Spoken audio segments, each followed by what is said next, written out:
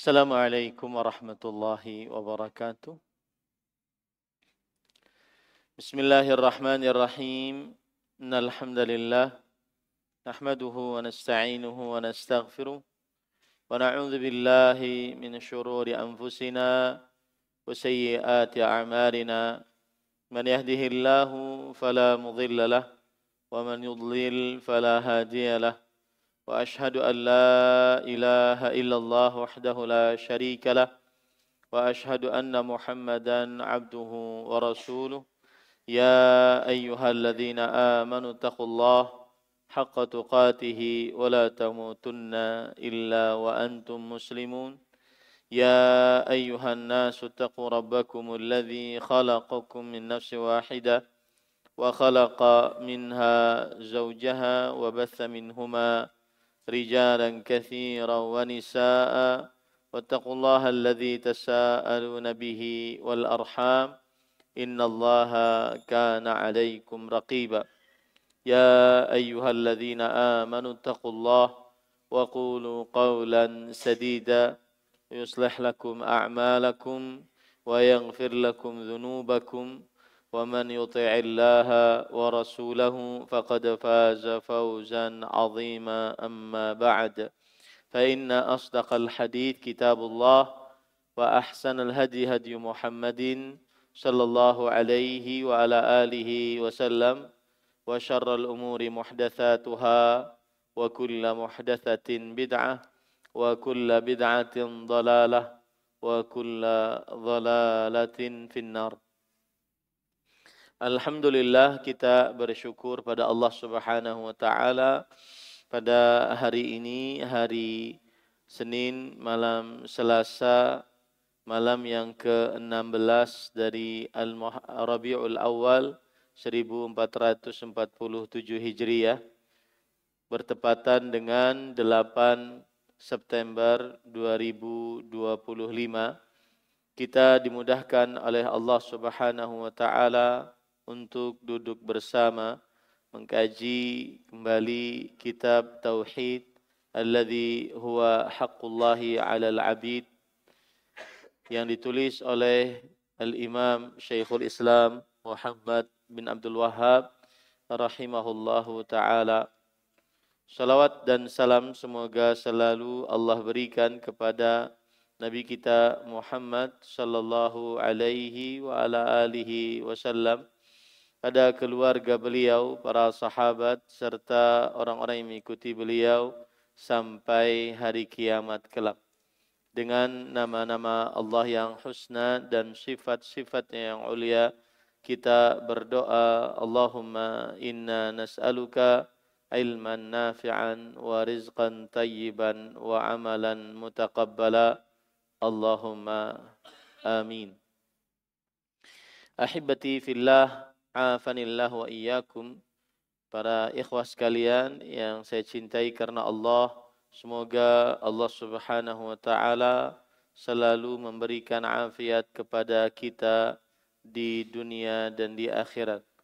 Pada kesempatan kali ini kita membahas poin yaitu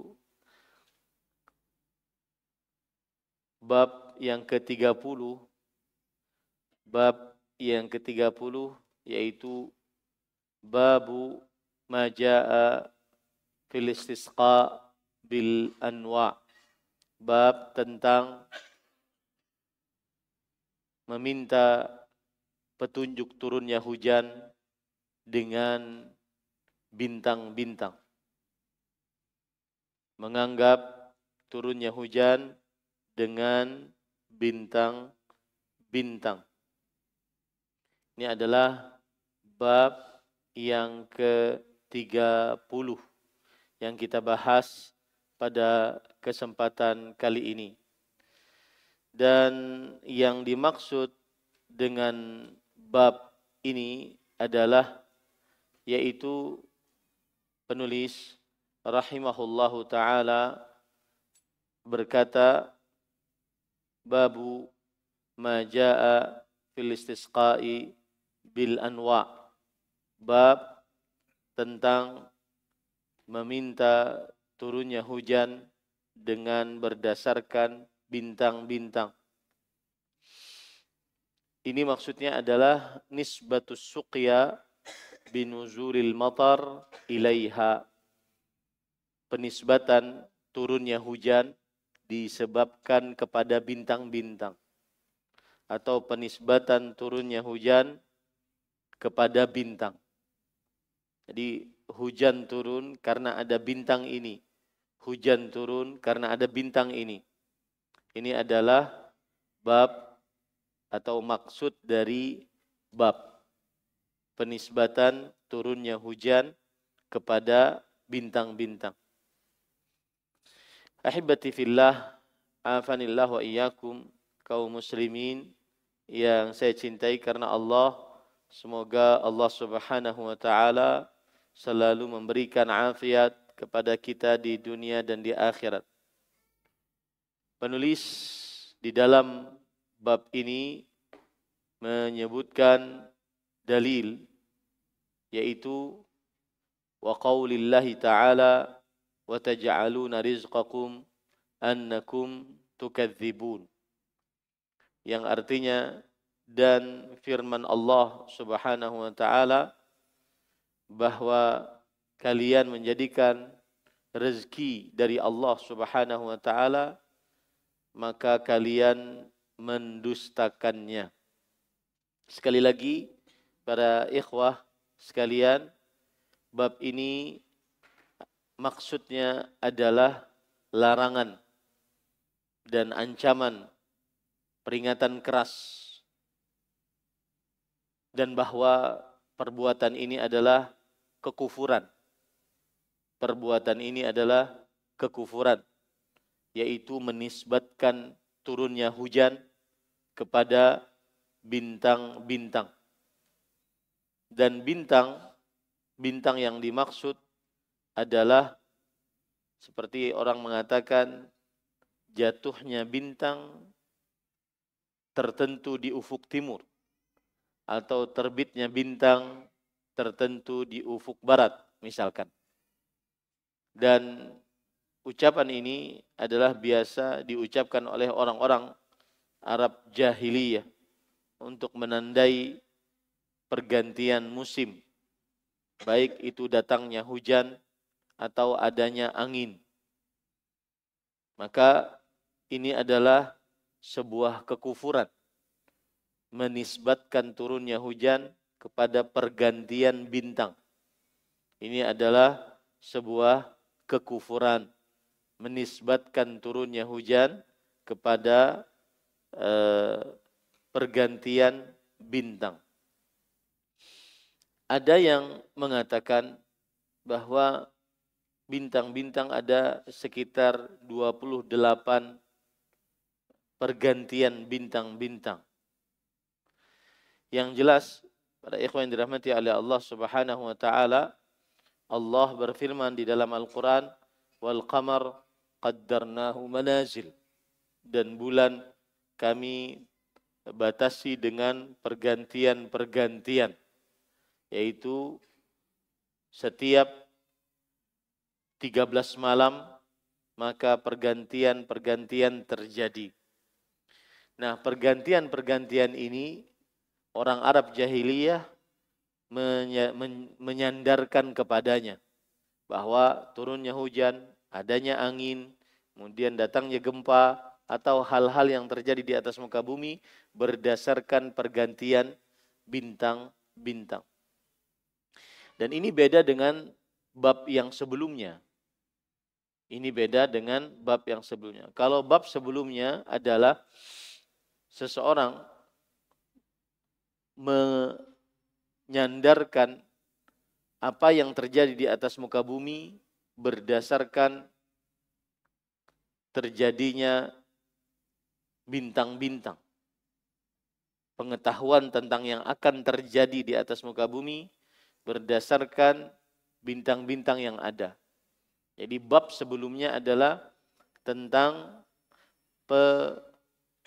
ramalan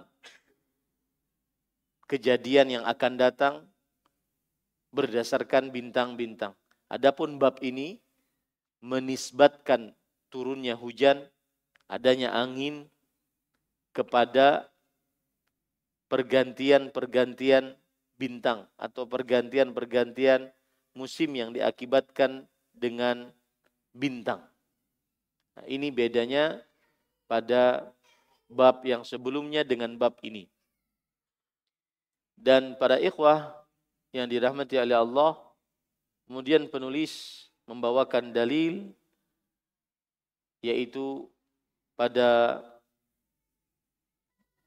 kitab kita, kitab Tauhid, penulis rahimahullahu ta'ala berkata, wa qaulillahi ta'ala, dan Allah subhanahu wa ta'ala berfirman, wa taj'aluna rizqakum annakum tukadzibun, dan kalian menjadikan rizki kalian bahwa kalian mendustakan rezeki tersebut. Surat Al-Waqi'ah ayat 82. Silahkan untuk dibaca. Bismillah. Qala al-muallif rahimahullahu ta'ala, bab ke-30, menisbatkan turunnya hujan kepada bintang. Firman Allah subhanahu wa ta'ala, wa taj'aluna rizqakum annakum tukadzibun, yang artinya, dan kamu membalas rezeki yang telah dikaruniakan Allah kepadamu dengan mendustakan Allah. Quran surah Al-Waqi'ah ayat 82. Baik. Ini adalah dalil yang pertama yang dibawakan oleh penulis pada bab ini. Dan yang dimaksud dari dalil ini adalah bahwa kalian, wahai manusia, menjadikan rezeki dari Allah Subhanahu wa ta'ala, yaitu apabila ditimpa kepada kalian hujan, kemudian berkah, kebaikan, maka kalian bukannya bersyukur, tetapi kalian malah mendustakan rezeki tersebut dengan cara menisbatkan hujan tersebut kepada selain Allah, menisbatkan hujan tersebut kepada bintang-bintang, yang mana makhluk bintang-bintang tersebut adalah makhluk-makhluk Allah Subhanahu wa ta'ala yang tidak memiliki kuasa sama sekali. Yang tidak memiliki kuasa sama sekali. Itu maksud dari ayat. Jadi kita mendapatkan hujan, aturan kita bersyukur kepada Allah, tetapi malah kita mendustakan rezeki hujan tersebut dengan cara menyandarkan hujan tersebut datangnya akibat pergantian bintang-bintang. Datangnya akibat pergantian bintang-bintang. Ada hadis riwayat Imam Ahmad, Imam Tirmidzi dari Ali bin Abi Thalib radhiyallahu an, Rasul sallallahu alaihi wasallam bersabda, wa taj'aluna rizqakum yaqulu syukrakum annakum tukadzibun taquluna mutirna binau'i kadza wa kadza. Bahwa Rasul sallallahu alaihi wasallam bersabda, yang dimaksud dengan kalian menjadikan rezeki kalian, yaitu kalian menjadikan syukur kalian terhadap rezeki dari Allah Subhanahu wa taala dengan cara kalian mendustakan nikmat dari Allah tersebut, yaitu kalian mengucapkan ini hujan turun akibat pergantian bintang, pergantian musim ini, musim ini. Hujan yang aturan disandarkan kepada penurun hujan, yaitu Allah Subhanahu wa ta'ala, malah kalian dustakan kepada selain Allah Subhanahu wa ta'ala. Dan ini adalah tafsiran dari Abdullah bin Abbas radhiyallahu anhuma, dan ini juga tafsiran dari mayoritas para ulama ahli tafsir. Mayoritas para ulama ahli tafsir. Jadi kalau kita ingin memahami dalil ini, maka maksud daripada dalil ini adalah bahwa sebagian orang apabila ditimpakan hujan kepadanya, maka dia mendustakan nikmat Allah tersebut dengan cara menyandarkan hujan tersebut kepada selain Allah Subhanahu wa ta'ala. Baik. Penyandaran hujan kepada selain Allah ada dua. Ada yang berupa syirik akbar, ada yang berupa syirik asghar. Apabila seseorang menyandarkan hujan kepada bintang, bahwa bintanglah penyebab turunnya hujan. Penyebab turunnya hujan. Tetap Allah yang menurunkan hujan, tetapi mereka menganggap bintang ini yang menyebabkan turunnya hujan, maka ini adalah syirik asghar. Dan juga di sampingnya menisbatkan nikmat kepada selain Allah Subhanahu wa ta'ala, maka ini syirik asghar. Baik. Kapan dia menjadi syirik akbar dan kekufuran? Kalau meyakini bahwa hujan tersebut bintanglah yang menurunkannya. Kalau hujan tersebut bintanglah yang menurunkannya. Inilah beda antara syirik asghar dengan syirik akbar. Kalau seseorang mengatakan hujan ini turun sebab karena bintang, maka ini syirik asghar. Kenapa? Karena menisbatkan sebab kepada yang bukan sebab.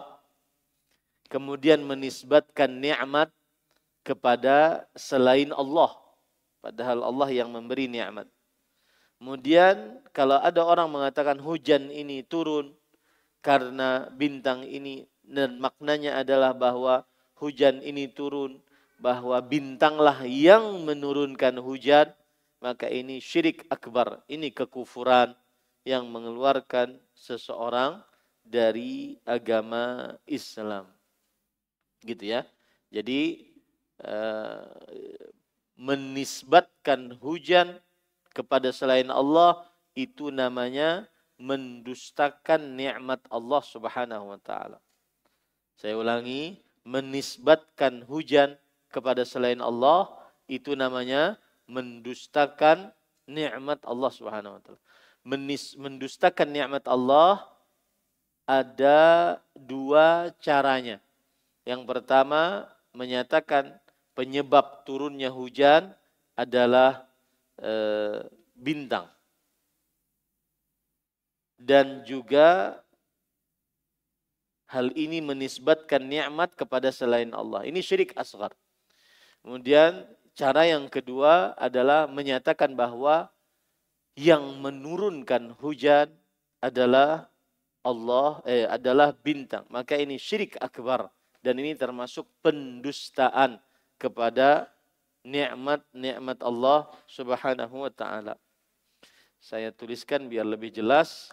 Allah berfirman di dalam Al-Quran, وَتَجْعَلُونَ رِزْقَكُمْ أَنَّكُمْ تُكَذِّبُونَ وَتَجْعَلُونَ رِزْقَكُمْ أَنَّكُمْ تُكَذِّبُونَ. Rizq, dan kalian menjadikan rezeki kalian, yaitu nikmat kalian. Maknanya juga hujan yang kalian dapatkan. Yang kalian dapatkan. Kalian mendustakan rezeki tersebut. Mendustakan rezeki tersebut. Bagaimana cara pendustaannya? Cara pendustaannya ada dua macam. Ada yang berupa asyirk al-asghar, syirik kecil, dan ada yang berupa asyirk al-akbar, syirik besar. Syirik kecil apabila menyatakan rezeki, nikmat, hujan, penyebabnya sababuhu an-naum. Sababuhu an-naum. Penyebabnya adalah bintang. Penyebabnya adalah bintang-bintang. Maka ini syirik asghar. Dan juga menyatakan, nomor 1, nomor 2, menyatakan bahwa nikmat datang dari selain Allah, atau menisbatkan nikmat kepada selain Allah. Hujan ini dinisbatkan kepada selain Allah. Ini pendustaan kepada nikmat Allah. Nah, kapan dia menjadi syirik akbar? Apabila meyakini nikmat dan ciptaan bintang. Hujan adalah ciptaan bintang. Jadi poinnya pada mendustakan hujan, mendustakan rezeki, mendustakan nikmat. Bisa termasuk syirik asghar, bisa termasuk syirik akbar.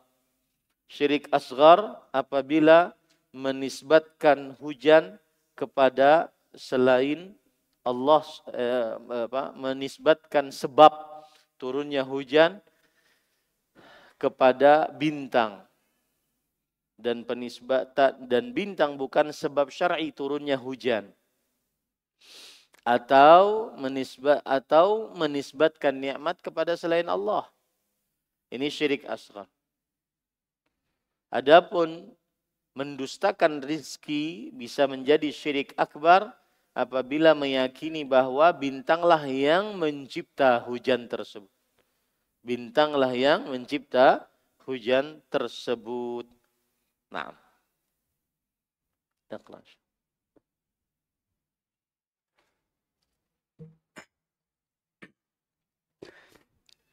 Abu Malik Al-Asy'ari radhiyallahu anhu menuturkan bahwa Rasulullah sallallahu alaihi wasallam bersabda, "Arba'un fi ummati min amril jahiliyah la yatrukunahunna al-fajru bil ahsabi wa ta'nu fil ansabi wal istisqa'u bin nujumi wan niyahatu 'alal mayyiti wa qala an-naihatu idza lam tatub qabla mautiha tuqamu yawmal qiyamati wa 'alaiha sirbalun min qatiranin wa dir'un min jarabin."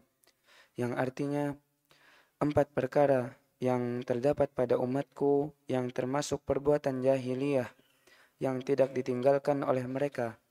Yang pertama, membanggakan kebesaran leluhur. Yang kedua, mencela keturunan. Yang ketiga, menisbatkan turunnya hujan kepada bintang-bintang. Dan yang keempat, meratapi orang mati.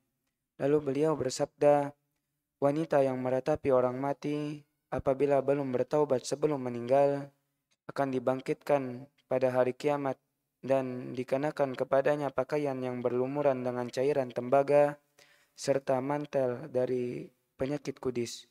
Hadis riwayat Muslim. Baik. Ahibati fillah, afanillahu wa iyyakum. Kemudian penulis membawakan dalil yang kedua. An Abi Malik Al-Asy'ari. Abu Malik Al-Asy'ari namanya adalah Al-Harith bin Al-Harith Asy-Syami. Al-Harith bin Al-Harith Asy-Syami. Dan beliau sahabat Nabi. Kunyahnya Abu Talib. Kunyahnya adalah Abu Talib. Baik. Kemudian beliau bercerita bahwa Rasulullah sallallahu alaihi wasallam bersabda, arba'un fi ummati, 4 perkara di tengah umatku, min amril jahiliyah, dari kebiasaan kaum jahiliyah. Kaum jahiliyah, kata jahiliyah adalah kata yang menunjukkan kepada akidah, ibadah, muamalah, adab, dan akhlak yang ada sebelum ajaran Nabi Muhammad Sallallahu Alaihi Wasallam. Semuanya dianggap sebagai jahiliyah. Kata jahiliyah adalah kata yang menunjukkan kepada akidah, ibadah, muamalah, adab dan akhlak yang ada sebelum zaman Nabi Muhammad Sallallahu Alaihi Wasallam. Semuanya dianggap jahiliyah. Nah, ada 4 perkara di tengah umat Nabi Muhammad Sallallahu Alaihi Wasallam dari perkara jahiliyah. Jahiliyah juga penisbatan kepada perkara-perkara dan perbuatan-perbuatan, ucapan-ucapan yang mereka perbuat dan ucap adalah dibangun di atas kebodohan. Jadi kata jahiliyah bisa dianggap segala sesuatu yang ada sebelum ajaran Nabi Muhammad SAW. Atau jahiliyah juga dianggap karena segala ucapan dan perbuatan yang merupakan kebiasaan jahiliyah dibangun di atas kebodohan. Bukan di atas wahyu. Di atas kebodohan. Bukan di atas wahyu dari Allah Subhanahu wa ta'ala.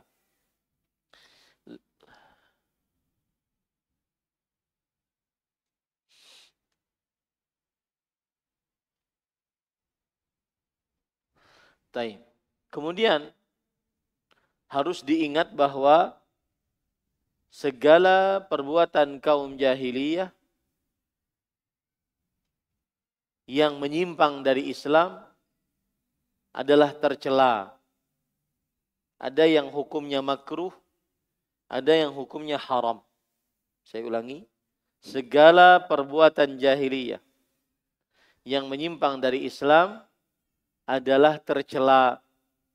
Ada yang hukumnya makruh, tidak sampai haram. Ada yang hukumnya haram, sangat terlarang. Diancam siksa bagi siapa yang melakukannya. Bagi siapa yang melakukannya.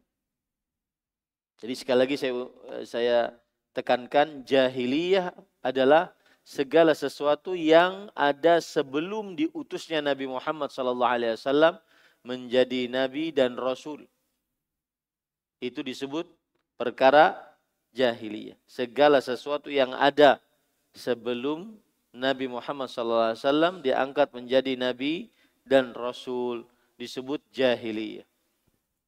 Kemudian yang kedua yang saya ingin tekankan lagi, sebagian ulama mengatakan kenapa disebut jahiliyah?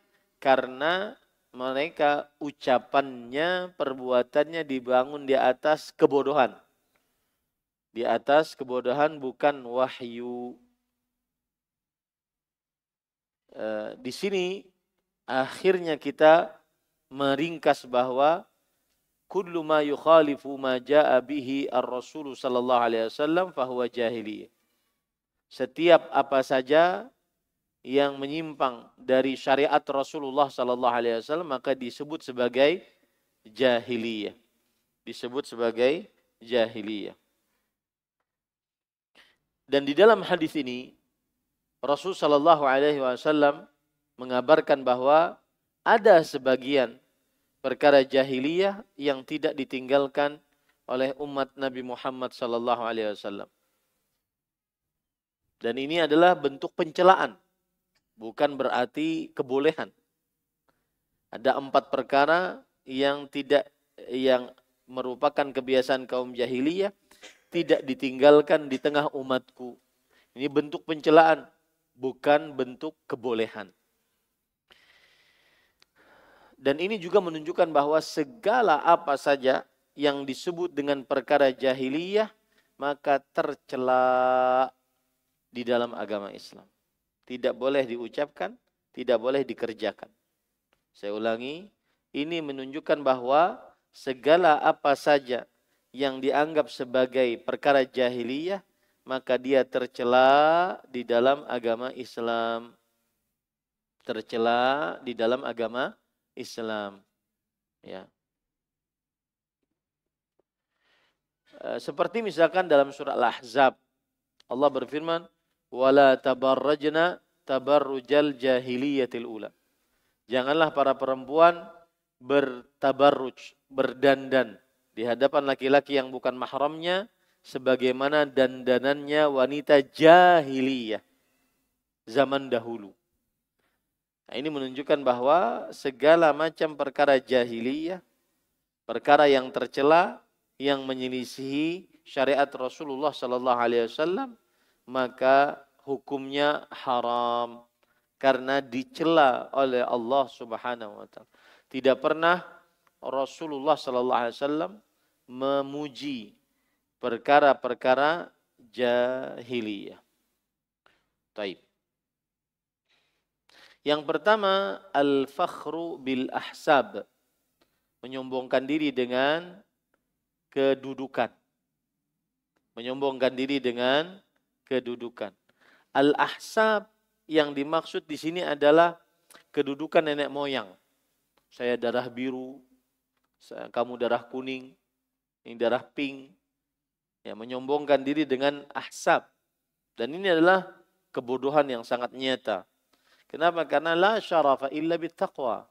Tidak ada kemuliaan kecuali dengan ketakwaan kepada Allah Subhanahu wa taala, sebagaimana firman Allah, inna akramakum indallahi atqakum. Sesungguhnya yang paling mulia di sisi di antara kalian di sisi Allah adalah yang paling bertakwa.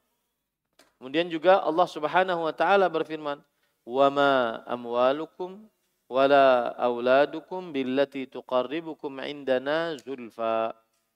Tidaklah harta kalian dan juga tidak anak-anak kalian yang bisa mendekatkan kalian kepada kami sedekat-dekatnya. Bukan harta, bukan anak.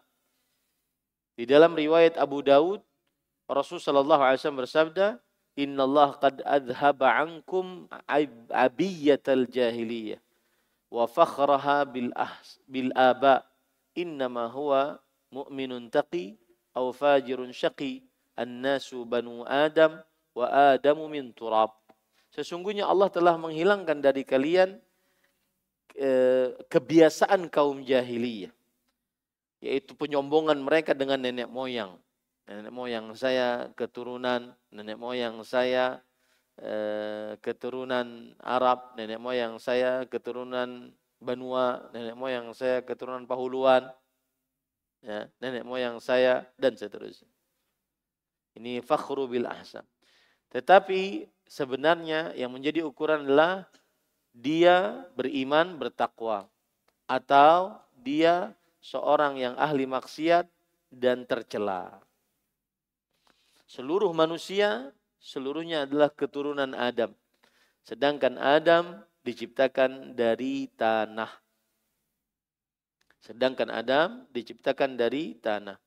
Maka para ikhwan dirahmati oleh Allah Subhanahu wa taala, seorang muslim diharamkan untuk menyombongkan diri dengan amalnya, apalagi dengan amal orang lain. Ya, saya anak ulama, saya anak tuan guru fulan, saya anak alim fulan, saya anak saleh fulan. Nah, itu kan bapaknya, itu kan kakeknya yang alim, itu kan kakeknya yang saleh, itu kan kakeknya yang beriman bertakwa. Lah dianya, kita ini dilarang untuk menyombongkan diri dengan amal kita, apalagi dengan amal siapa? Orang lain, lebih tercela lagi. Kada tahukah ikam, aku ini anak Ustadz fulan. Kada tahukah ikam, aku ini anak Kiai fulan. Kada tahukah ikam, aku ini anak Tuan Guru fulan, Habib fulan. Kita dilarang untuk menyombongkan diri dengan amal ibadah kita. Lebih lagi dilarang untuk menyombongkan diri dengan amal ibadah orang lain. Kullu nafsin bima kasabat rahina. Setiap orang akan tergadaikan dengan apa yang dia amalkan sendiri. La taziru waziratun wizra ukhra. Orang yang berdosa tidak menanggung dosa orang lain. Wa anna laisa lil insan illa ma sa'a. Dan bahwa tidak seorang manusia tidak memiliki kecuali apa yang dia amalkan. Kok bisa-bisanya menyombongkan diri dengan keturunan yang saleh sedangkan dia tidak saleh. Nah, ini kebiasaan kaum jahiliyah. Al-fakhru bil ahsab, yaitu menyombongkan diri dengan keturunan, dengan nenek moyang. Ya. Nah, silahkan azan dulu.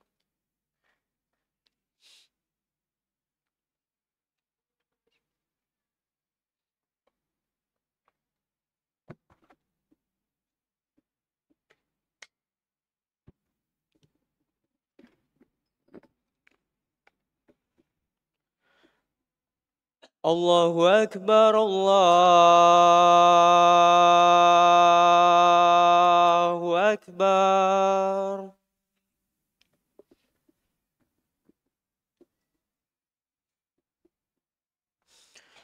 Allahu Akbar, Allahu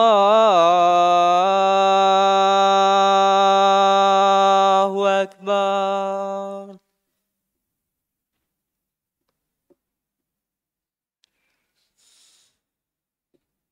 أشهد أن لا إله إلا الله.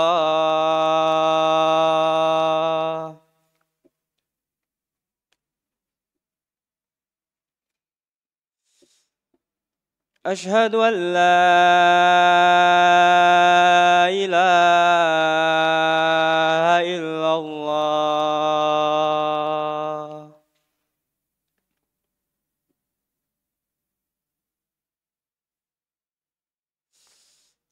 أشهد أن محمد رسول الله.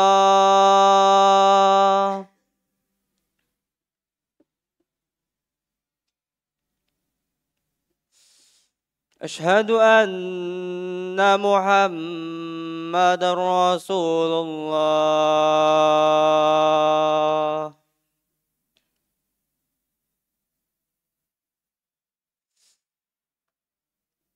حي على الصلاة.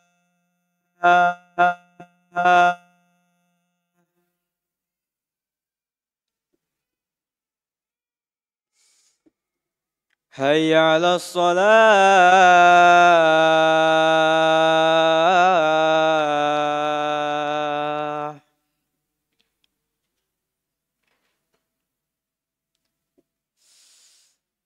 حي على الفلاح.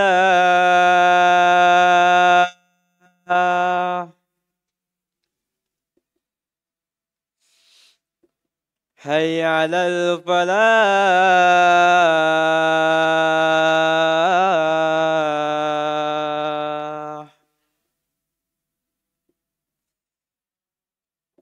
الله أكبر، الله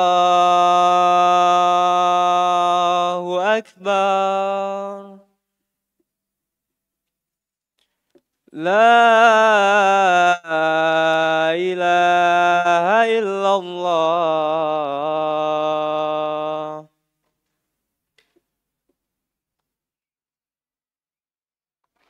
Baik. Kemudian penulis mengatakan al-fakhru bil ahsab, menyombongkan diri dengan nenek moyang. Sudah kita jelaskan tadi. Kemudian watta'nu fil ansab, menghina keturunan, menghina nasab atau mencela nasab. Bagaimana maksud dari mencela nasab? Oh, fulan bukan dari keturunan fulan. Fulan ini nasabnya bohong. Ini terjadi.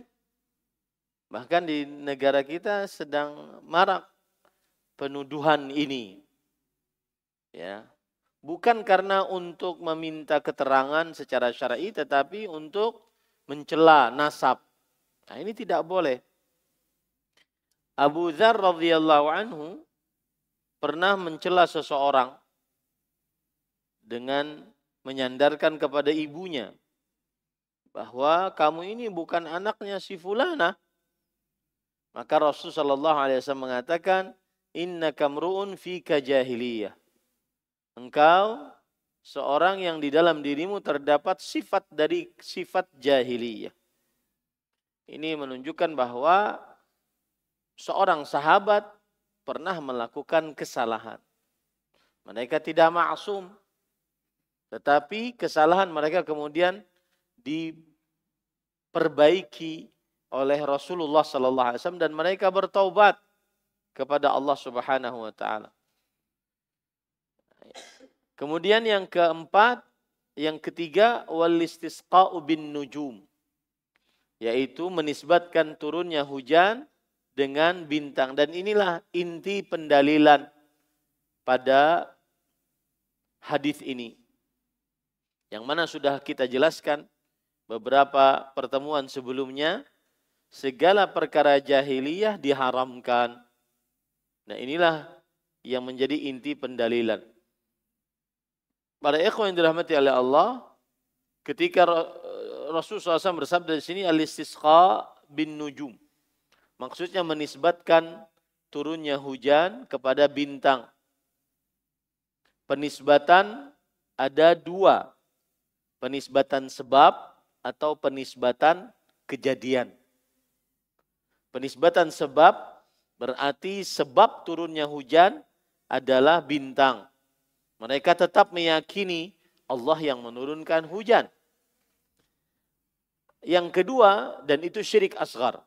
Yang kedua, penisbatan pengadaan.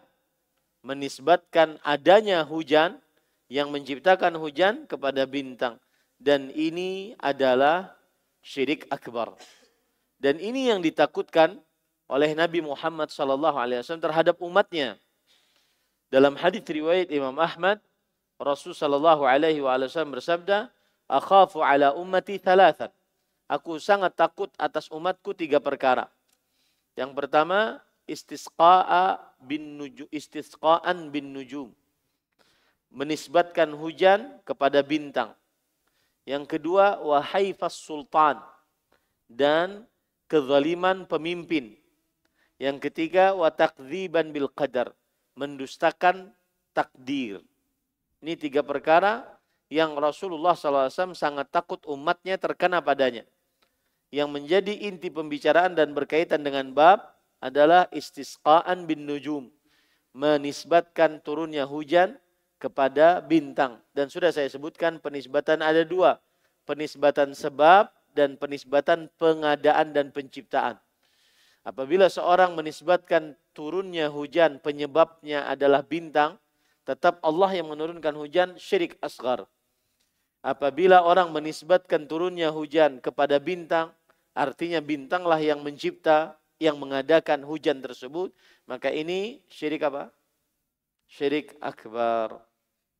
Nah, kemudian para ikhwan yang dirahmati oleh Allah Subhanahu wa taala, dan inilah yang diyakini oleh kaum jahiliyah, bahwa turunnya hujan sebabnya adalah bintang. Turunnya hujan sebabnya adalah bintang. Ada lagi kaum jahiliyah yang meyakini bahwa turunnya hujan sebabnya penciptanya adalah bintang, dan ini syirik akbar dengan ijma' para ulama rahimahumullahu ta'ala.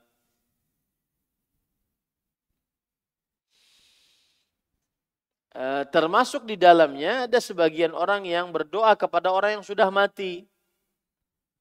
Berdoa kepada kuburan dengan anggapan berdoa kepada orang yang dikubur adalah penyebab hajat dikabulkan. Maka ini syirik. Ini syirik akbar. Kenapa? Karena berdoa kepada orang yang dikubur. Berdoa kepada orang yang dikubur. Dan meyakini orang yang dikubur tersebutlah yang mendatangkan hajat, mengabulkan hajat. Tapi kalau seandainya dia hanya berdoa kepada Allah di samping kubur, karena menganggap bahwa orang yang dikubur ini punya karamat, punya kesolehan, punya keberkahan, maka ini adalah syirik asghar. Kenapa?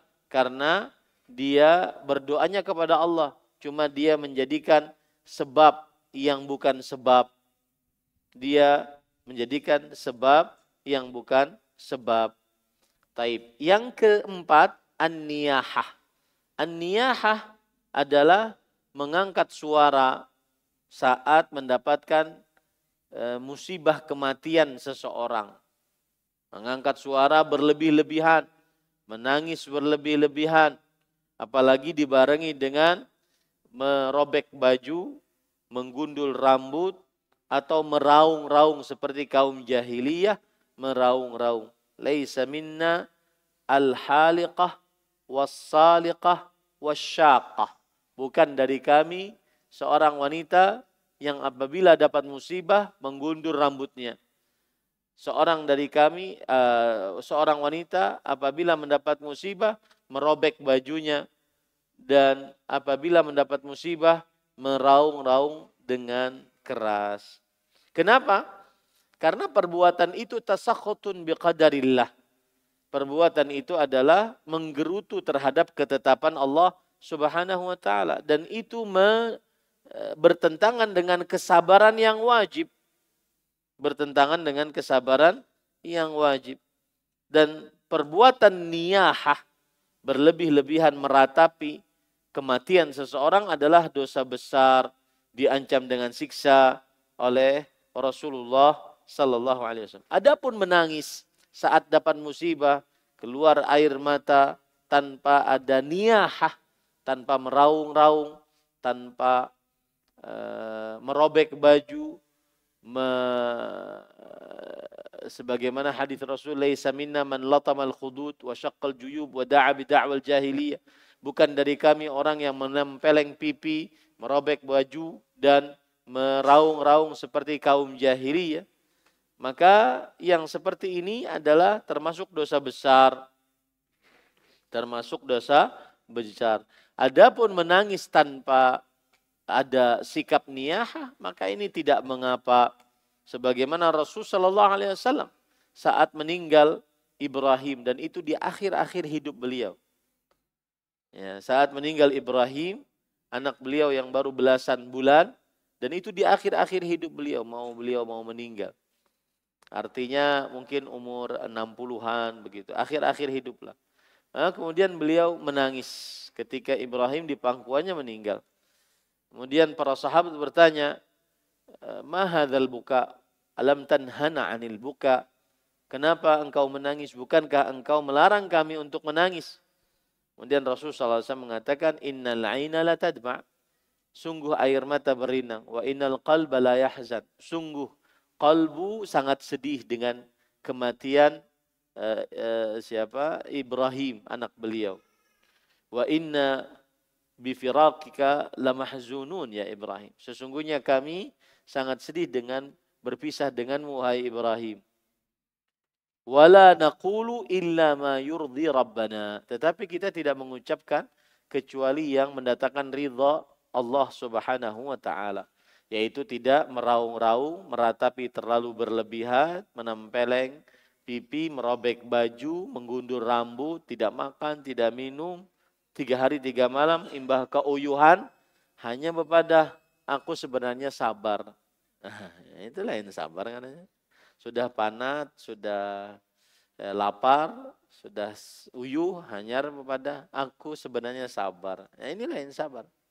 Sabar itu ketika hentakan musibah pertama kali datang. Innamas sabru 'indas sadmatil ula. Sesungguhnya kesabaran ketika hentakan pertama kali datang.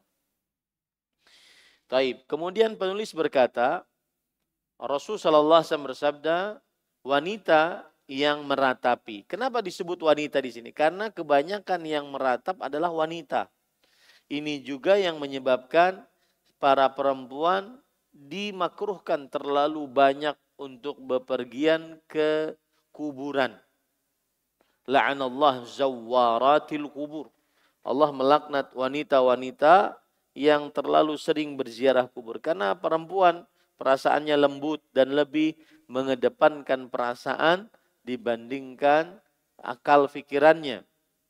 Sebagian perempuan seperti itu. Makanya disebutkan wanita yang terlalu meratapi jika belum bertobat sebelum meninggal dari peratapannya tersebut, maka ia akan dibangkitkan pada hari kiamat. Maksudnya dibangkitkan dari kuburnya, kemudian diberdirikan pada hari hisab.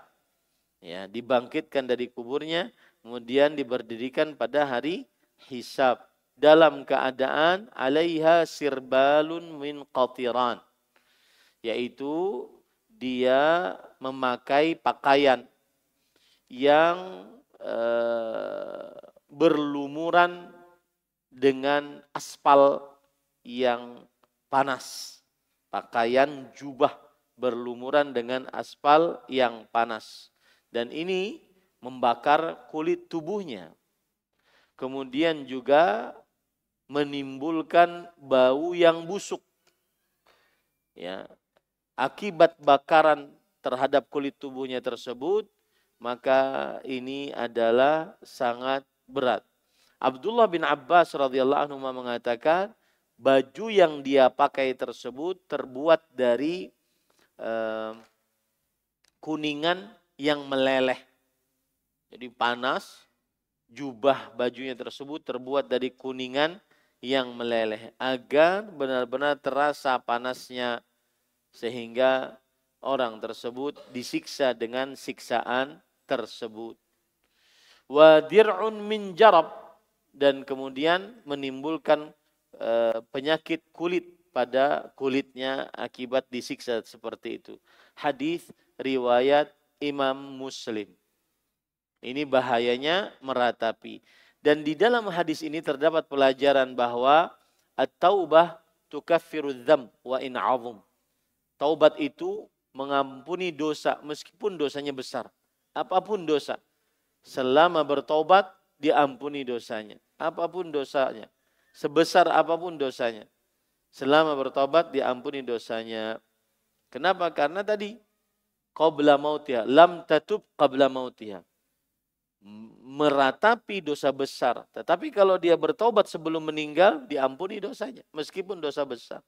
Ini menunjukkan bahwa anna taubah tukaffirudz dzunub wa in 'azum. Taubat mengampuni dosa meskipun dosanya besar. Sebagaimana hadis Rasul sallallahu alaihi wasallam, "Innallaha yaqbalu taubatal 'abdi ma lam yugharghir." Allah akan menerima taubat seorang hamba selama nafasnya belum di tenggorokan. Oleh sebab itulah, ya, kemudian ada faedah juga, tidak boleh kita menetapkan kepada si fulan penghuni neraka. Karena mungkin dia meskipun ahli maksiat, kekufuran, kesyirikan, mungkin sebelum meninggalnya dia bertobat. Tidak boleh kita tetapkan bahwa si fulan yang kafir ini, yang musyrik ini ahli neraka. Karena mungkin sebelum bertobat dia sebelum meninggal dia bertobat kepada Allah dan diampuni dosanya. Ya, diampuni dosanya. Taib. Kemudian para ikhwan yang dirahmati oleh Allah, kita baca hadis yang selanjutnya. Jadi intinya di dalam hadis ini terdapat pelajaran, yaitu bahwa perbuatan menisbatkan hujan kepada bintang termasuk dari perkara jahiliyah, dan setiap perkara jahiliyah adalah diharamkan. Kenapa? Dan merusak tauhid. Kenapa? Karena dibangun di atas kebodohan dan dibangun di atas bukan syariat dari Allah Subhanahu wa taala. Dan penisbatan hujan kepada bintang ada dua macam. Penisbatan sebab, penisbatan pengadaan, penciptaan. Apabila penisbatan sebab, berarti orang mengatakan sebab turunnya hujan adalah bintang-bintang ini. Meskipun dia meyakini Allah Subhanahu wa taala yang menurunkan hujan, maka ini syirik asghar. Ada yang mengatakan yang kedua, penisbatan hujan, bahwa hujan ini yang menciptakan, yang mengadakan adalah bintang. Maka ini hukumnya apa? Haram, dan perbuatannya jenis syirik akbar. Itu bedanya. Nah, dalil yang ketiga. Al-Bukhari dan Muslim meriwayatkan dari Zaid bin Khalid radhiyallahu anhu, dia berkata, Rasulullah SAW telah mengimami kami dalam salat subuh di Hudaybiyah setelah semalamnya turun hujan. Ketika usai salat, beliau menghadap kepada orang-orang lantas berkata, Hal tadaruna madza qala rabbukum? Qalu, Allahu wa rasuluhu a'lam. Qala asbaha min ibadi mu'minun bi wa kafirun. Wa amma man qala mutirna bi fadlillahi wa rahmatih. Fadzalika mu'minun bi kafirun bil qawkabi. Wa amma man qala mutirna binau'i kada wa kada. Fadzalika kafirun bi wa mu'minun bil qawkabi. Yang artinya, tahukah kamu apa yang difirmankan oleh Tuhanmu? Mereka menjawab, Allah dan Rasulnya yang lebih mengetahui. Beliau pun bersabda, Dia berfirman, di pagi hari ada di antara hamba-hambaku yang beriman dan ada pula yang kafir. Adapun orang yang mengatakan, telah turun hujan kepada kita berkat karunia dengan rahmat Allah, maka dia beriman kepadaku dan kafir kepada bintang. Sedangkan orang yang mengatakan telah turun hujan kepada kita karena bintang ini atau bintang itu, maka dia telah kafir kepadaku dan beriman kepada bintang. Lanjut. Al-Bukhari dan Muslim meriwayatkan pula hadis dari Ibnu Abbas yang maknanya antara lain disebutkan demikian. Qala ba'duhum laqad sadaqa naw'u kadha wa kadha fanzalallahu hadhil ayah fala uqsimu bimawaqi'in nujum ila qawlihi wa taj'aluna rizqakum annakum tukadzibun, yang artinya, dan di antara mereka berkata, sungguh telah benar bintang ini atau bintang itu, sehingga Allah menurunkan firman-Nya, maka aku bersumpah dengan tempat-tempat peredaran bintang-bintang dan seterusnya sampai firman-Nya, dan kamu membalas rezeki yang telah dikaruniakan Allah kepadamu dengan mengatakan perkara yang tidak benar. Nah, ahibati fillah, afanillahu iyyakum. Kemudian penulis membawakan dalil yang ketiga, dan ini dalil yang terakhir di dalam bab ini. Walahuma, dan milik riwayat keduanya, yaitu Sahih Bukhari dan Muslim, dari Zaid bin Khalid al-Juhani. Zaid bin Khalid al-Juhani al-Madani. Beliau adalah penduduk kaum Ansar, yaitu dari kota Madinah. Dan beliau sahabat Rasulullah sallallahu alaihi wasallam. Dan beliau ikut dalam baiat atau perjanjian damai di Hudaybiyah.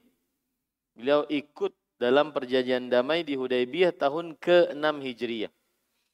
Tahun ke-6 Hijriah. Dan pada peperangan penaklukan kota Makkah tahun ke-8 Hijriah, beliau membawa bendera Juhainah. Beliau membawa bendera Juhainah. Beliau wafat pada tahun 68 Hijriah dan umur beliau sekitar 85 tahun. Taib. Di sini dari Zaid bin Khalid al-Juhani, beliau bercerita Rasulullah sallallahu alaihi wasallam salat mengimami kami salat subuh di Hudaybiyah.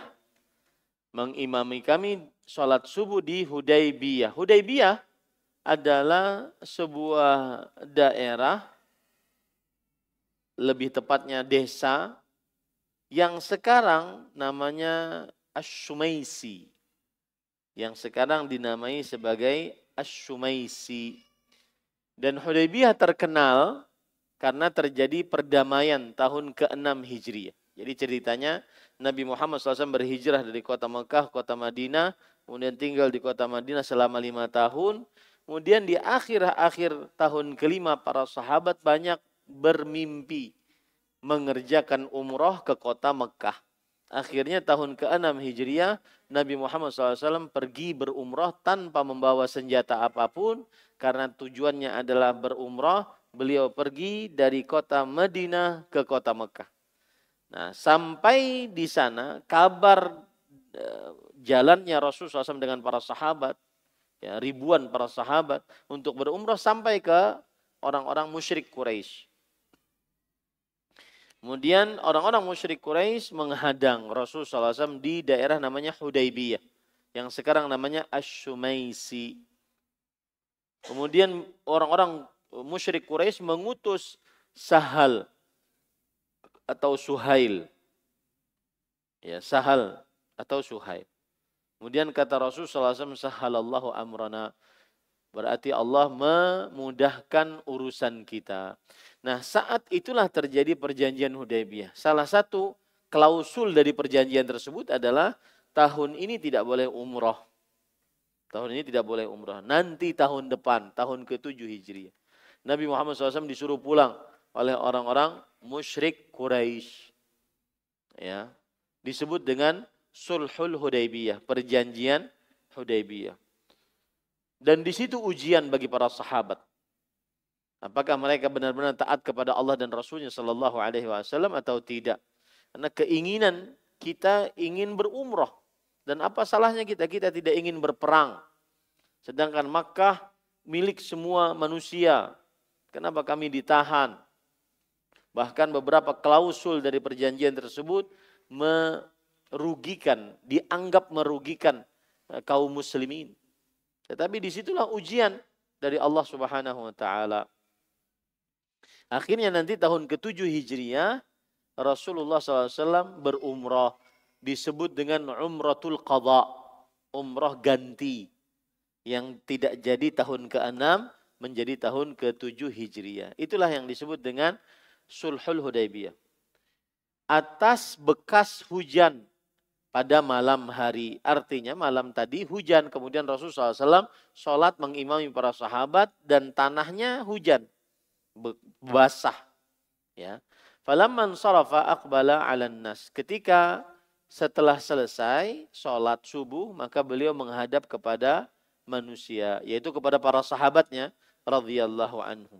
Ini menunjukkan bahwa imam jika setelah selesai sholat, maka menghadaplah kepada makmum, agar tidak ada kesan bahwa imam itu sombong, membelakangi makmum atau yang semisalnya. Menghadap kepada makmum. Nanti menghadapnya ada yang menghadap ke depan, langsung berhadapan dengan imam.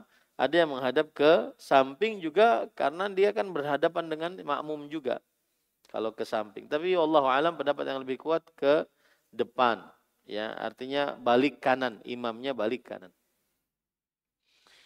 Kemudian di situ disebutkan Rasulullah SAW bersabda, hal tadruna madza qala rabbukum? Apakah kalian mengetahui apa yang diucapkan oleh Rabb kalian?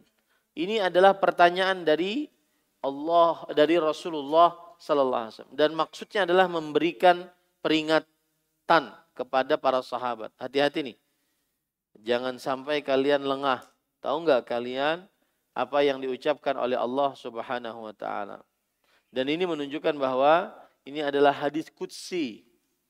Ini menunjukkan bahwa ini adalah hadis qudsi. Dan ini menunjukkan bahwa Allah berfirman. Allah berbicara. Allah memiliki qaul. Para sahabat kemudian dengan adabnya mereka mengatakan Allahu wa rasuluhu a'lam. Allah dan Rasulnya lebih mengetahui. Dari setiap orang alim Allah dan Rasulnya lebih mengetahui. Maka kemudian Allah berfirman. Asbaha min ibadi mu'minun bi wa kafir. Di setiap pagi dari hamba-hambaku ada yang beriman, ada yang kafir. Setiap pagi seorang manusia masuk ke dalam waktu paginya, di antara seluruh manusia tersebut ada yang beriman, ada yang kafir. Siapa yang beriman? Yang mengucapkan mutirna bi fadlillah wa rahmatih. Yang mengatakan kita turun hujan karena rahmat dan karunia Allah. Itu adalah orang yang beriman kepadaku, kata Allah Subhanahu wa taala, dan kafir kepada bintang-bintang. Kemudian pada ikhwan yang dirahmati oleh Allah Subhanahu wa taala, ini menunjukkan bahwa penisbatan hujan kepada Allah Subhanahu wa taala. Meyakini bahwa hujan karena karunia dan rahmat Allah Subhanahu wa taala. Seorang hamba tidak bisa memaksa Allah Subhanahu wa taala. Murni itu adalah karunia Allah dan rahmat dari Allah Subhanahu wa taala. Nah, dan itulah pendapat Ahlus Sunnah wal Jamaah, bahwa kita meyakini hujan turun karena Allah, karena karunia Allah Subhanahu wa taala. Hujan turun karena karunia Allah Subhanahu wa taala. Adapun yang mengucapkan kami diberikan hujan dengan sebab bintang ini dan bintang itu, maka ia telah kafir kepadaku, yaitu kepada Allah, dan beriman kepada bintang. Nah, ini kenapa? Karena menisbatkan turunnya hujan kepada selain Allah Subhanahu wa taala. Dan ini adalah kebiasaan kaum jahiliyah yang menisbatkan turunnya hujan kepada bintang-bintang. Ya, turunnya hujan kepada bintang-bintang. Ini juga perhatian kepada kita, bahwa kadang kita mendapatkan sesuatu dari orang lain, maka jangan lupa yang kita katakan terlebih dahulu adalah semua ini karena Allah, kemudian si fulan. Jangan ini semuanya karena Fian. Jangan. Semua ini karena Allah, kemudian karena Pian. Ya. Tidak boleh menisbatkan lebih dahulu kepada makhluk dibandingkan kepada Allah Subhanahu wa taala. Karena itu adalah kekufuran, dan kufur yang dimaksud ini adalah kufur asghar. Karena menisbatkan nikmat kepada selain Allah. Bahwa sebab datangnya hujan adalah karena bintang. Meskipun masih meyakini bahwa penurun hujan adalah Allah Subhanahu wa taala.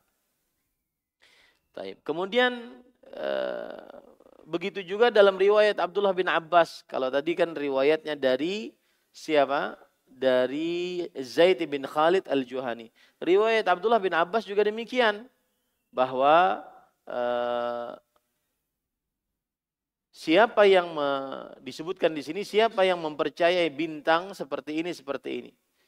Ya, maksudnya penurunan hujan gara-gara bintang. Makanya Allah kemudian menurunkan ayat, fala uqsimu bimawaqi'in nujum. Aku tidak bersumpah dengan kedudukan bintang, sampai kepada ayat yang pertama, yaitu wataj'aluna rizqakum annakum tukadzibun. Kalian menjadikan rezeki kalian, hujan yang kalian dapatkan sebagai rezeki dari Allah, kalian dustakan itu. Cara pendustaannya bagaimana? Dua cara. Menyatakan bahwa rezeki ini sebabnya adalah bintang, menyatakan bahwa rezeki ini hujan ini adalah penurunnya adalah bintang. Dua-duanya tercela. Yang pertama syirik asghar, yang kedua syirik akbar.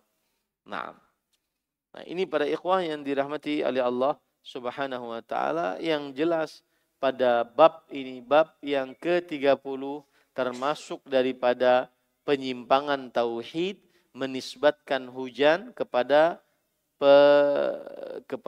kedudukan bintang, kepada peralihan bintang.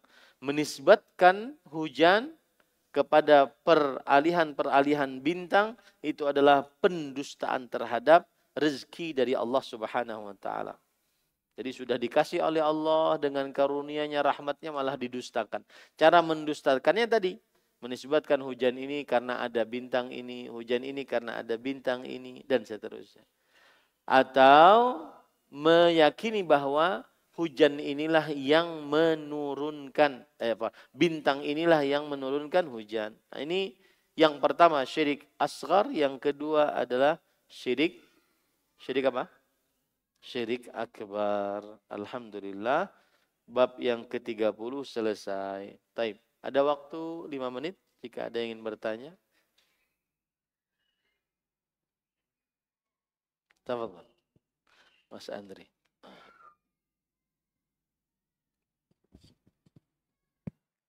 Bismillahirrahmanirrahim. Assalamualaikum warahmatullahi wabarakatuh. Semoga Allah senantiasa memberkahi pian dan kita semua. Waalaikumsalam warahmatullahi wabarakatuh. Amin. Ustadz, di dalam surah Al-Mulk ada ayat yang mengatakan bahwa bintang-bintang adalah pelempar syaitan. Berarti di situ terdapat opini bahwa berarti setan itu ke atas langit karena bintang ada di atas langit. Nah, pertanyaannya adalah sekarang ini ulun sering lihat kadada bintang sataya di langit. Kadada lagi bintang di langit. Apakah berarti tidak ada lagi setan yang ke langit, dan buat apa setan itu ke langit, Ustaz? Kemudian kalau sudah tidak ada yang ke langit, lalu apakah benar setan-setan itu fokus di bumi, Ustaz, untuk menghasut manusia seperti Ustaz? Jazakallah khair. Bismillah, walhamdulillah, wassalatu wassalamu ala rasulillah wa ala alihi wa ashabihi wa man wala amma ba'd. Tetap ada tentang bahwa para jin, syaitan, jin-jin yang kafir, mereka bertumpuk-tumpuk ke langit untuk mengambil kabar langit. Untuk mengambil kabar-kabar dari langit. Nanti kabar-kabar dari langit tersebut mereka curi, tetapi mereka tidak semua bisa mendengar kabar-kabar dari langit. Karena sebagian kabar dari langit mereka dapatkan, lalu mereka berikan kepada yang di bawahnya, sebelum sampai kepada yang di bawahnya sudah ada pelemparan batu-batu, rujuman lisyayatin, sebagai batu-batu yang dilempar untuk para jin dan syaitan. Dan itu menunjukkan, ayat yang disebutkan tadi menunjukkan bahwa ayat itu sampai hari kiamat. Adapun Mas Andri tidak tahu, yang tidak ada bintang lagi, itu sepengetahuan matanya sebagai manusia.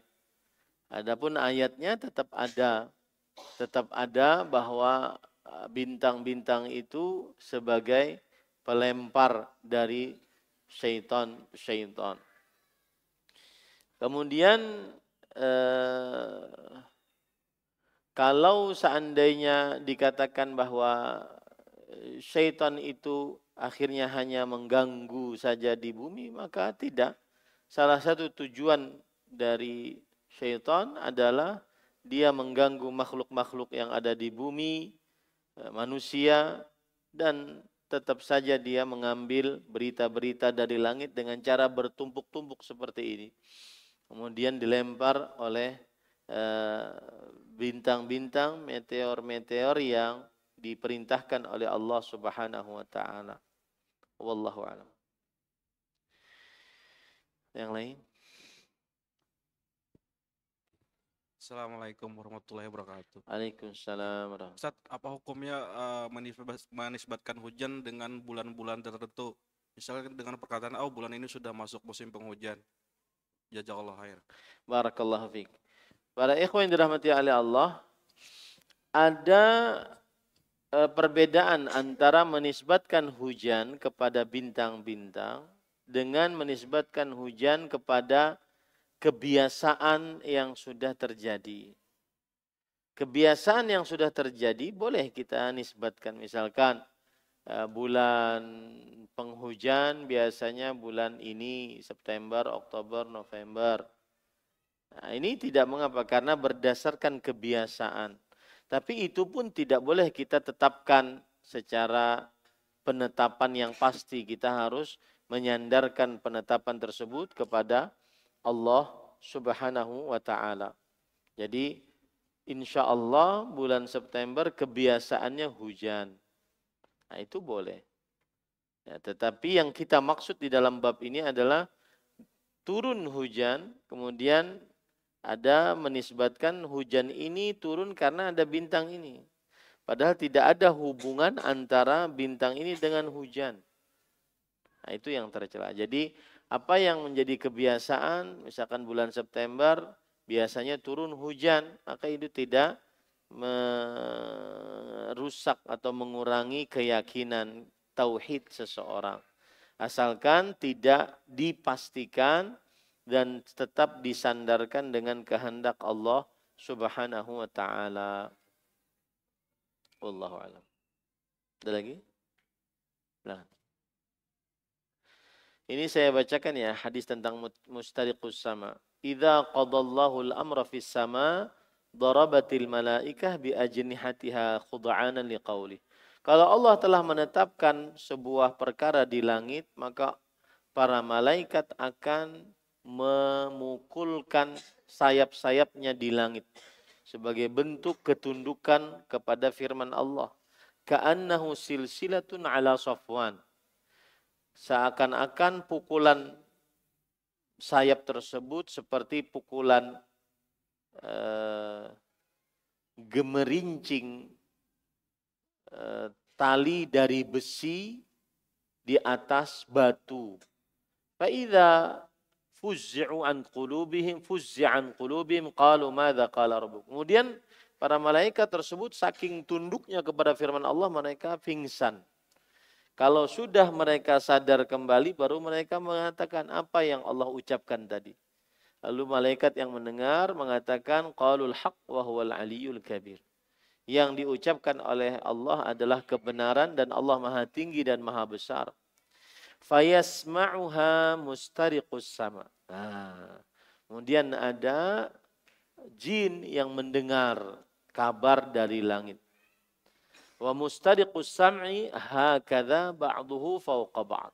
Qala Sufyan kaffahu faharraqaha wa ba'aja baina asabi'ihi. Sufyan mengatakan gini, ya. Jadi bertumpuk-tumpuk jin tersebut. Fayasma'ul kalimah. Lalu jin yang di atas mendengar ucap satu pembicaraan. Fayulqiha ila man tahta. Lalu dia sebutkan kepada yang di bawahnya. Thumma yulqihal akhar ila man tahta. Kemudian yang di bawahnya menyampaikan kepada yang di bawahnya. Hatta yulqihal akhir ala lisanis sahir awil kahin. Sampai yang paling terakhir memberikan kepada tukang sihir, tukang ramal. Makanya mereka mendapatkan berita benar. Farubbama adrakahu syihab qabla an yulqiha. Nah, kadang ada bintang yang menyambarnya sebelum disampaikan. Akhirnya kan beritanya terputus. Ada sesuatu yang kebakaran besar, tapi dia tidak tahu. Karena beritanya terputus. Ya, ada sesuatu yang jatuh, warnanya merah, tapi dia tidak tahu apa yang dimaksud. Karena beritanya terputus yang ingin menyampaikan berita tersebut dilempari oleh bintang-bintang oleh Allah Subhanahu wa taala. Mendengar satu berita kemudian dibumbui dengan 100 kedustaan. Nah, ini menunjukkan bahwa hadis ini tetap ada. Adapun kita lihat nggak ada bintang, itu urusan antum, nggak ada bintang. Itu sebuah kebatasan manusia. Tapi kita sebagai manusia mengimani apa yang ada dalam Al-Quran, apa yang ada dalam hadis-hadis Rasul Sallallahu Alaihi Wasallam. Allahu a'lam. Silakan. Assalamualaikum Ustaz. Waalaikumsalam. Apa hukumnya hujan buatan Ustaz yang biasa disebut modifikasi cuaca Ustaz? Sehingga boleh. Boleh ya Ustaz? Boleh hujan buatan. Ini termasuk daripada taisir. Kan bintang itu Allah Subhanahu wa taala alamatin sebagai taisir, kemudahan bagi manusia. Maka tidak ada penyimpangan akidah di dalam pembuatan hujan buatan. Kenapa? Karena itu adalah kemajuan ilmu pengetahuan yang bisa dipelajari. Ada sebab, ada akibat. Maka dan itu adalah sebab yang kauni. Karena ada pelajaran ilmu pengetahuan alam bahwa hujan salah satu penyebabnya adalah naiknya panas, kemudian turunnya hujan, maka dipelajari, lalu kemudian dibuat. Maka ini tidak bertentangan dengan akidah Islam. Kenapa? Karena berdasarkan ilmu pengetahuan yang sudah teruji. Itu disebut dengan sebab kauni. Sebab yang Allah Subhanahu wa taala dengan kehendaknya mengatakan kun, jadilah maka jadilah. Ilmu pengetahuan yang dipelajari merupakan kunnya Allah Subhanahu wa taala. Bahwa kalau begini akan terjadi hujan, maka itu adalah kunnya Allah Subhanahu wa taala. Sudah dipelajari, kemudian dipraktekkan. Maka ini tidak mengapa. Tetapi tetap saja kita sebagai seorang muslim menyandarkan hujan buatan tersebut tetap datang dan atas kuasa ciptaan Allah Subhanahu wa taala. Berapa banyak orang membuat hujan buatan kemudian tidak jadi. Ini menunjukkan bahwa tetap itu atas kuasa dan kehendak Allah Subhanahu wa taala. Intinya hujan buatan tidak bertentangan dengan akidah Islam. Kenapa? Karena itu adalah sebab kauni. Sebab kauni itu adalah sesuatu yang menjadi sebab karena kekuasaan Allah Subhanahu wa taala. Dan sebab itu dinyatakan sebab kauni karena sudah terbukti, teruji secara ilmu pengetahuan atas kuasa Allah Subhanahu wa taala. Paham ya? Cukup kiranya ini yang bisa disampaikan. Semoga yang disampaikan bermanfaat. Subhanakallah bihamdik asyhadu an la ilaha illa anta astaghfiruka wa atubu ilaik. Wa sallallahu nabiyana Muhammad walhamdulillahi rabbil alamin. Wassalamualaikum warahmatullahi wabarakatuh.